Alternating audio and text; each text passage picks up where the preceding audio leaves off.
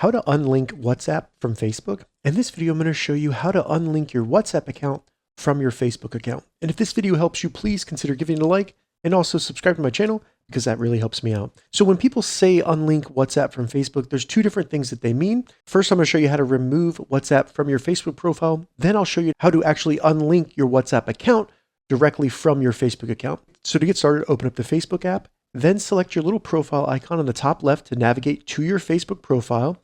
If you see contact info that says WhatsApp, all we need to do is select the pencil next to that, and then find under social media at the bottom, you'll see WhatsApp, select the pencil. Then one more time, select the pencil next to WhatsApp and select remove. Now just make sure you save it. Then when I go back to my profile, you can see that WhatsApp is no longer there. Now, if you're trying to actually unlink the two accounts from each other, we could do that by opening up the WhatsApp app, then select You in the bottom menu. Once you get into You, select the little arrow next to your name, and then all we want to do is select Go to Account Center. Once in the Account Center here, select Manage Accounts, and then next to WhatsApp, select Manage, and then move out of this Account Center. As you can see, it says Move Account right there. This WhatsApp account will lose access to connected experiences. So select that, then just select Continue at the bottom. It may ask you for your password, but after that, your Facebook and your WhatsApp account will no longer be linked in any way.